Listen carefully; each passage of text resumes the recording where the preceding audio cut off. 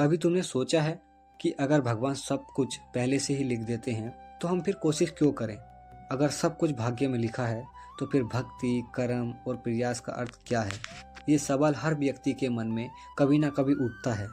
कोई कहता है सब भगवान की मर्जी है, कोई कहता है मेहनत ही भाग्य बदलती है। पर सच्चाई क्या है? श्रीमद् भागवत गीता में भगवान श्री कृष्ण ने कहा है, कर्मण्य वारस्ते मां फलेषु कदाचन। तेरा अधिकार केवल कर्म करने पे है, फल पर नहीं।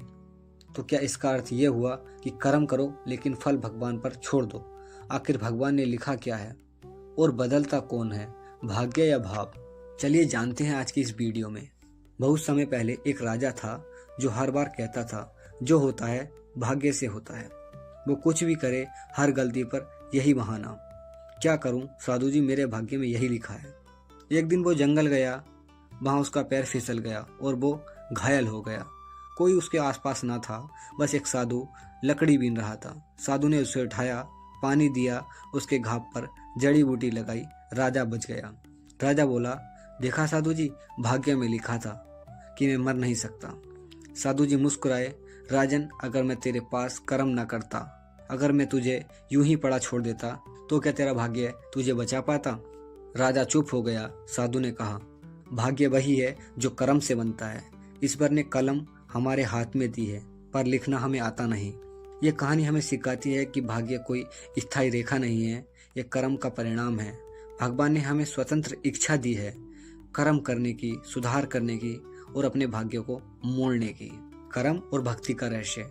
कुरुक्षेत्र के युद्ध में जब अर्जुन का मन डगमगाया तो वह भगवान श्री कृष्ण से बोला, मैं युद्ध नहीं करूंगा, मैं हथियार डालता हूँ।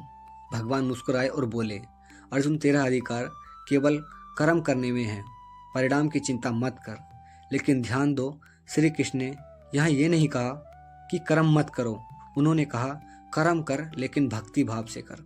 भक्ति का अर्थ ये नहीं है कि हम सब कुछ भगवान पर छोड़ दें, भक्ति का अर्थ है कर्म में भगवान को जोड़ देना। अर्जुन ने युद्ध लड़ा पर अपने लिए नहीं, धर्म के लिए। वो योद्धा था लेकिन अब उसके पीछे कृष्ण सारथी थे, और जहाँ कृष्ण सारथी हैं वहाँ विजय निश्चित है। यत्र योगेश्वर कृष्णा यत्र पार्थो धनुधरा। जहाँ श्री कृष्ण है, जहाँ कर्म है, वहाँ सुफल निश्चित है। यही है भक्ति और कर्म का रहस्य। कर्म वही रह जाता है पर उसका रंग बदल जाता है। अब वो अहंकार से नहीं, ईश्वर से प्रेरित होकर होता है। भक्ति से भाग्य परिवर्तन की कथा। कहानी एक ब्राह्मण की है जो हर दिन हरे कृष्ण नाम का जप करता था। गरीब था लेकिन शांत था।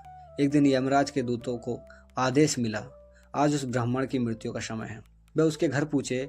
ब्राह्मण तब भी शांत बैठा था, हरे कृष्ण कर रहा था।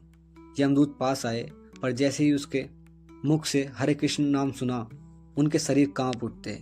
वे लौट गए और यमराज से बोले, प्रभु, हम उसे नहीं ला सके, वहां पर कुछ शक्तियां थीं, वह नाम जप के तेज में डूबा हुआ था।